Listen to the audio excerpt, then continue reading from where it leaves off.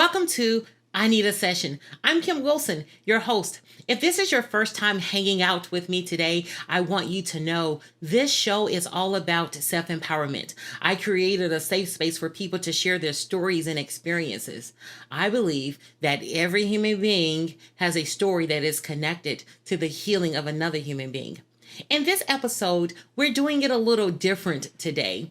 Usually, we put music at the front, and I call that my music therapy. Today, we're combining the music therapy with the interview. Yes, my very special guest, Alvin Garrett, takes us on a wonderful journey with his music. You know, his latest CD, The Lightness of Love, oh my God, it does not disappoint. I absolutely love every single song on that album. The three words I would use to describe his music: sultry, smoky, sensual. Ah, simply amazing. You ready? All right, let's go. Meet Alvin Garrett, a pioneer of inspirational soul music. He is a powerhouse musician as he is a professional bassist, music producer, performing artist, and an award-winning songwriter. He has written and arranged songs for Joe, Kelly Rowland, Fantasia, Johnny Gill, Ruben Studdard, and many more. In addition to a Grammy nomination, Garrett has won a Soul Train Award, a Dove Award, and a Stellar Award. Whether it's R&B, gospel, pop, or jazz, you will recognize Garrett's inspirational fingerprint in all his music and business endeavors. Please welcome Mr. Alvin Garrett. Oh, I love the enthusiasm. I love it. I love it. I love it. Now we're doing everything virtually, so whenever you come on the screen, people are kind of like looking in your background to see what's going on. So it looks like you're sitting in your studio or something. And I made sure that I turned around for you and all of your viewers, because sometimes you'll see this side of the wall. It's not quite as interesting as the speakers and the mic. So I turned around today because I wanted people to see where I get it done. Yeah, you know, that mic, it's like I see that mic is pretty serious. It makes me almost want to cover mine. No, your mic is pretty for you. My mic is pretty for me. Hey, see, there it is. See, the session has already started. See, Yeah. no, he's already spitting out nuggets. I don't want anybody to miss this because what he just said, your mic is pretty for you and my mic is pretty for me. And a lot of times we'll start comparing ourselves of what we're doing or what we have to other people, and the corruption will start right there. Yes. And so just to stay in your lane and know what you have for you in this moment is for you. Because even if I had a mic like that, I probably wouldn't even know what all the functions were. That's right. And or if you had my mic, you probably wouldn't appreciate the value of yours working to my mic, because see, I had to have that mic to get to this mic. And so I treasure every mic that I've had in my career. So I can see what you have and value that, you know what I mean? And that's beautiful to me. Yes, that's all about appreciating the journey. That's right. So Alvin, I mean, I'm just so impressed with your musical journey, and I know you got an album coming up, and we're gonna get to that. But before we get to that, one of the things that stood out about you for me is, okay, you grew up as a preacher's kid, so you grew up singing in the church and playing in the church. I grew up actually playing bass, or shall I say, sitting in church, listening to my daddy at first, you know. So I picked up the bass after sort of watching one of the musicians play, and just sort of fell in love with it. My dad bought it for me at 11, and my little hands, he prayed for me to learn how to play. And so I sat down and learned how to play by ear, and that's been the foundation of my music career. A lot of people that know me before this guy that's sitting here, they knew me as Cornbread, the bass player. You know what I mean? And Oh, so I've traveled and toured, done a lot of recordings, gospel, R&B, and so that was my musical foundation. Not actually singing. You know, I really didn't start taking singing seriously until little further down in the story, which we'll get to. no, but I gotta get to cornbread. How did you get the nickname cornbread? You gotta give me that. True, true story. A lot of people have heard now of my good friend PJ Morton, who's blown up. But we've been friends since 1998. and we were actually in a band together called Freestyle Nation. And so, I wasn't quite as slim and trim as am now. I just finished playing football, so I was a little buff, So he's like, "Man, we're gonna call you Cornbread, 'cause you look like the dude from Life. And he's like, "You gonna eat your cornbread?" So it was really a joke, honestly. And PJ just started introducing me to everybody as Cornbread before I could say my actual name. And it just sort of caught on. And the funny thing is, a lot of people that I've known for over a decade are hearing my music on the radio and not even knowing it's me because they know me by Cornbread. So I've had to work to redefine myself as Alvin Garrett from the earlier aspects of my career. So what's your, what is your number one love now? Because you started playing instruments and now you just put out this phenomenal album and it's all vocal. Well, you may have some instruments going on there, but I hear your voice front and center. What's your main love now? I mean, that's it. I'll say the best way for me to answer that question so that it's not, a singular thing. I love me now, right? Mhm. I love me, and I am all of it. I am all of it. I've gotten to a point in my artistic development, in my career, and in my life where I am a sum of everything that I do. And I'm not defined by any one thing. I'm not a bassist. I'm not just a singer. I'm not just a songwriter. I'm not just a business owner. I'm Alvin Garrett.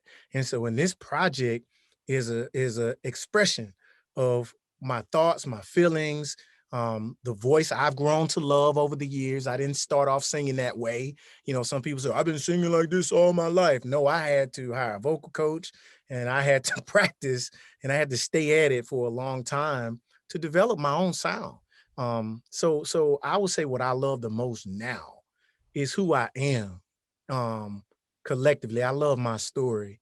That over these 20 years, being in music, that I have so much to tell and so much to show for my hard work and diligence. And so that's what I love the most. So I won't um, diminish the value of either one of those things in my life. Oh, okay. Let me just stop here. Let me get in because see, he just gave us another session. Okay, let me just get in. First of all, let's start with the I love me. Okay. And Yeah. I'm not just a bassist. I'm not just, and what I heard in all of that is listen, do not put me in a box. A lot of times in life, people will try to put you in a box, but it's going to become your responsibility for you to define your space, who you are. And that starts with knowing who you are. One of my favorite movies is Dirty Dancing. And when Johnny goes up to Baby and he say, "Hey, nobody puts Baby in a corner." My God. and the other thing that I heard with all of that too is I did my work. Alvin, you did your work. Even when I heard you say I hired a vocal coach, a lot of times we want what this person have over here. We know their, glory, but we don't know their story, and we don't want to take the steps to get to where they are, but we want what they have. So I Right. hear your footsteps. I hear that 20-year history, and I appreciate all of that. That's Yeah. what session is. Yes. I do know, you've done a lot of stuff. One of the things that stood out for me too, even I guess it was 2002, joining American Idol as a musician. Hmm. Yeah. Yeah. Well, another one of my good friends. I don't know how I end up hanging with famous people. That start. But you catch them when they regular folks. So when he was regular, my good buddy and best man, best friend was Ruben Studdard. We started a band together here in Birmingham, Alabama. Of course, everybody knows his story, goes on to American Idol. But there's another story lurking in the shadows of his, and that was mine. I was the guy behind the scenes, the business guy, left corporate America in 2002 to go full time in music. He left his job to partner with me. And once he won, of course, he recommended me for an audition to play with the American Idol band, and I was able to do that and tour the country playing with my good friend and his success, but was also mine. And that really laid the foundation for me to learn hands-on what touring is like. I saw it as a paid internship, honestly, you know, talking to tour managers, going out talking to front of house engineers. For me, I love to learn. So that was like, in addition to me living my dream, which was to be a touring bass guitarist, I was like, with so much to learn. And that gave me a foundation of, you know, what to strive for and to see how things are done on that level. So that was just such a great experience for me, just by virtue of my relationship with him. So when you get inside of the nooks and crannies of touring, was it everything that you thought it would be, just being on the road all the time, going from city to city? I mean, did you like it? I'll tell you, it's funny. Until you toured, you just you don't know. You know, it gets boring, honestly. One of the funniest thing about my journey, it was a 52 city tour, and about halfway through, I remember wishing I was at home. And a year prior to that, I remember sitting in my cubicle daydreaming on my day job of touring. And so I had to have a reckoning with myself. Like, how can I be in the middle of my dream and getting bored? Right. So that taught me a lesson about just faith and how you're dreaming, what you're striving for, and what to do when you get there. Because a lot of people don't know how to manage success. A lot of people die in their successful place, right? And I call it the resting place, right? Um, So they rest. I mean, I made it, so I'm chilling.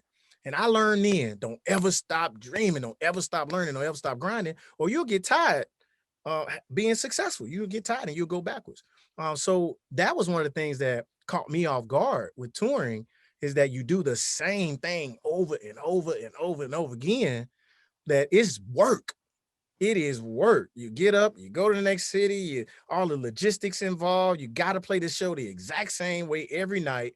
And for a musician that came up in church, that came up playing in funk bands, where improvisation and flowing and going with the vibe meant so much to me emotionally as a musician, being stuck in that box for real took a lot of the joy away from it, but it taught me a lesson. On that level, you gotta play the show. The show is the show. It don't matter how you feel about it. You gotta look like you love it. You gotta sound like you love it because you're getting paid. You know what I'm saying? So I brought that experience into my own show when I'm putting my performances together and my band members. You know, I say, learn my music, play my show. And if you don't feel good about it, I'm gonna hire somebody else because I went through it. And I know that if you're doing the same thing every night and every time, it may become redundant. So I'm able to kind of connect with other musicians as they play behind me to say, look, if you want to be a professional, you have to play the show. You have to know it through and through, and you have to execute it over and over again, regardless of your personal desires for music expression. mm. See, there was a lot packed into that right there. My Yeah. so just even one of the things that stood out for me is when you said the show is the show. You Mhm. know, that's all a part of that concept of do it anyway, regardless of what you feel like. You are getting paid, do your job. And a Yeah. lot of times when people get stuck emotionally, especially in their careers and stuff like that, there a corruption can occur in the attitude. Yes. Yes, and when there is a corruption in the attitude, it's going to corrupt everything else around you because you don't feel like doing it. You don't want to do it. And part of being amazing and operating in excellence is doing what you're supposed to do while figuring out how you're going to do something else. And I love how you, because everything is connected to something. Right. Nothing is just anything. So just taking your experience, and when you put together your own show, you're able to say, oh, okay, I get it. The show is the show. And you look to your musicians and say, hey, learn my show. Now, if Right. you don't want to do this, you can make another choice, but this is my show. This is how we operate. At the same time, this is our artistic development, but it is a business and we owe it to the people who come see us. Yeah. Yeah, yes, and I love what you say, corrupt that I love the way you're using that word corruption. I'm a borrow that. Imma tell you right now, Imma start you corrupted attitudes, like, woo, you got me over here, got chill bumps the way you dropping that knowledge. Corruption of attitude corrupts your latitude and your altitude. I love it. But I'm feeling that because you are so spot on that when people have corrupted mindsets or corrupted agendas and corrupted attitudes, their ethic changes. You know what I mean? And true work ethic should lie in integrity, where you say, well, this person has hired me to do a job, So regardless of how I feel about it, I'm gonna get joy from doing my job because I've provided a service, and that's humility. It takes humility, and I've learned that over the years. That humility takes just as much practice as my instrument. You know, it's an active involvement to humble myself, so that when my emotions say I don't like this, my humility says, so what? Yeah, yeah, yeah. And before we move to that album, there's one thing I want to get to. There's a little nook and cranny in there. When you left your job at corporate America and decided to partner with Ruben American Idol to do that, a lot of times people will not take that jump because um it's like leaving security. But at the same time, when somebody got a contract for you and say, hey, it's a little easier, but still some people will not do it because there's somebody in the background saying, well, what's going to happen after the 52 city tour ends? Let me throw some in there that you might have missed in that. There was no such thing as American Idol when I left my job. There was Ah, no Ruben Studdard. No, Ruben was, I ain't put a business out there, but I was the baller at that time. I'm the one with the college degree, got a nice job. There was no great contract. There was no tour. There was nothing. There was only my faith and my dream when I left corporate America. So I make sure to make that distinction that it's easy to leave when you got a tour and that ain't a bad decision. But when there's nothing on the other side that you can prove gonna work for you, that's jumping. And mhm, so for me, I celebrate the fact that I jumped and he followed me. He jumped when I jumped. And so I celebrate that part of my story with him because who knows if he ever would have jumped from his job had I not jumped first. Keeping it yeah, real. You know what yeah, I'm saying? It's yeah, because I inspired my boy to have courage and go along with me. And so when he made it, he brought me along with him. And hmm so that's the beauty of that story. hmm when you jumped, did you have some type of plan in place? Oh, absolutely. I'm a businessman. Yeah, amen. That's it. I'm a business. Oh, It's I all- had a plan. that's Oh, it. yes. That's Oh, it. absolutely. When I graduated from college, Sanford University here in Birmingham, Alabama, with a business degree in management and marketing, I took a job with a purpose of saving my money, buying studio equipment. So I didn't go buy clothes and cars. I put all my additional money from my basic needs of lodging and food and necessities into my business. So for 2 years, I just invested in my own sound equipment, computers, everything that I needed to have when it was time. So I always felt that my time in corporate America would be short because it was not where I felt I was called to be in the long run. So I planned, I had my business put together, it was legitimized, and I used that corporate sort of foundation to even build my fan base with around town with the band called Just a Few Cats. So we would promote our own concerts. I would self-finance the concerts.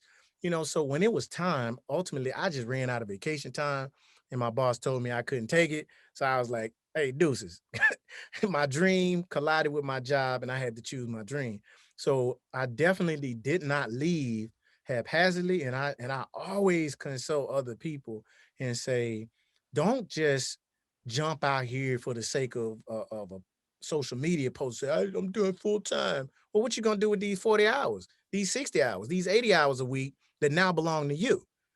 You got to do something with it. And if it's only for a social media post or a pat on the back, you in trouble Hmm because I had to work twice as hard when I didn't have a job. And I've not gone back since, but I work very hard to make sure that I made a good decision when I took that leap of faith. There it is again. Do your work, plan. So he didn't jump without a plan. I mean, Read. and so now here we jump forward to 2020, and I personally believe that every crisis presents an opportunity. And it sounds like it certainly presented an opportunity for you as well to put together a masterpiece. So this album is called Lightness of Love, and there's LOL. Was that on purpose, or when you put that together, you was like, wait a minute, I have a LOL? There you go. I was like, wait a minute, this is LOL. This is actually my second project since June. I actually released, no, in July, I actually released another EP. Mhm. So this is actually my second in less than a year. So my previous project was called The Awakening, which is a little bit heavier because it was sort of inspired by the tragedies of George Floyd, the pandemic, social unrest. So that project has a little bit more of a social consciousness to it, and it just feels a lot heavier. And so during the pandemic, what I did was slow down. Wasn't out gigging, wasn't out moving. I was able to slow down and hear myself. And so I, instead of just jumping into conversations with social media and just talking all the time, I said, let me make music about what I'm feeling. And we progressed past that, and hopefully everybody will go back and listen to that because it's a beautiful 5-song compilation. But I felt that there was a need for sort of a reprieve from that conversation, right? Just every time you turn on the news, is Trump this, socialism this, and da. It's just heavy, heavy, heavy. And I just felt the desire to make music that will help you get away from all of that. And just the lightness of love is a feeling. And it's also a character of love. Love should not come with this heaviness, right? When you experience love, it should lift you. It should float you away. It should take you away. And so this music, when I started writing, it was just so light. It just has a sonic lightness to it that made me want to just skip around the house with my daughters and just like, feel like I'm in a cartoon almost. You know what I mean? And so that's the spirit of this project, the lightness of love. When you're listening to it, you should just float away. You'll be like, oh man, you're not thinking about the heaviness of what's going on, the riots and this and that.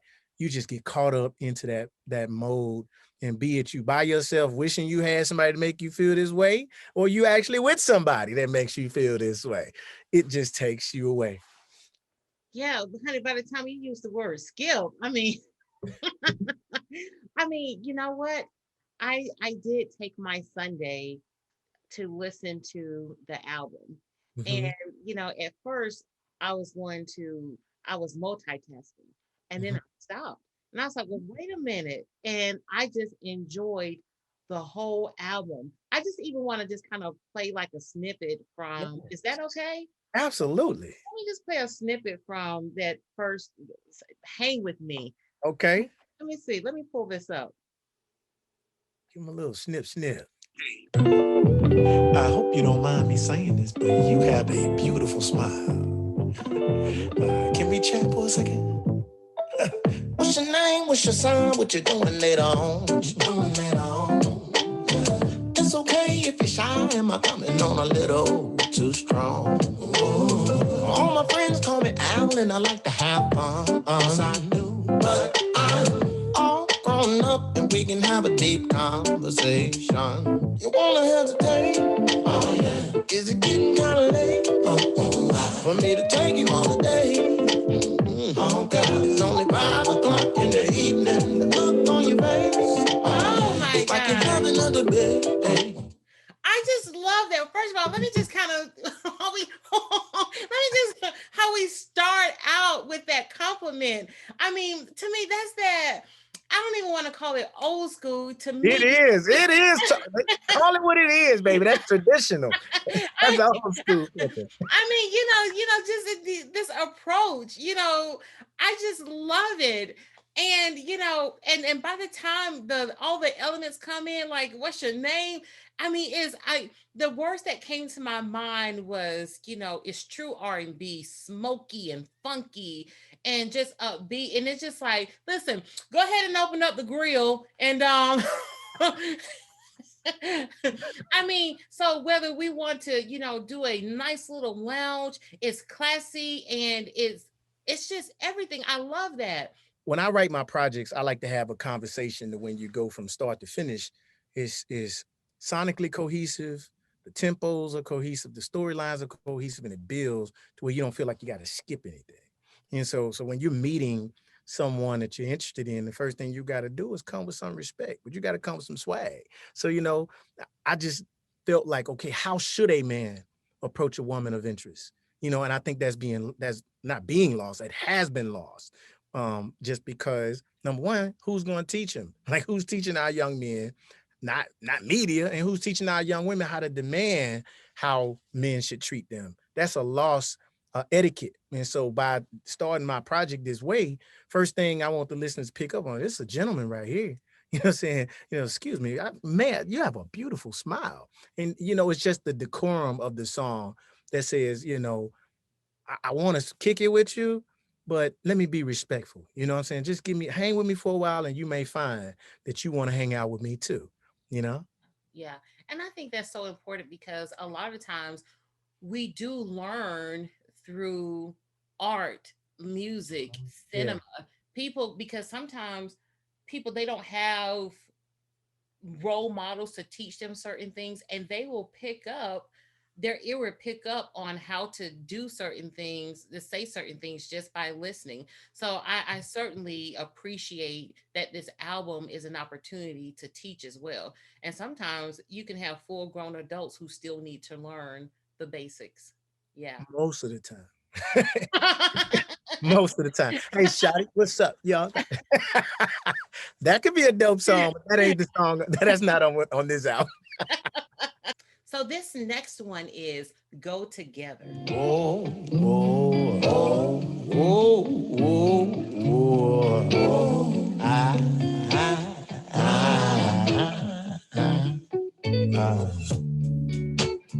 I never knew that I could ever feel my heart beat the way that it beats when I'm near you. Ooh. Something got me feeling crazier than I ever been. Maybe it's 'cause of you. And so it was right here, this second song, that I thought, wait a minute, and the word smoky came to my mind. I thought, wait a minute, this is it, just the songwriting. So tell me about this song, Go Together.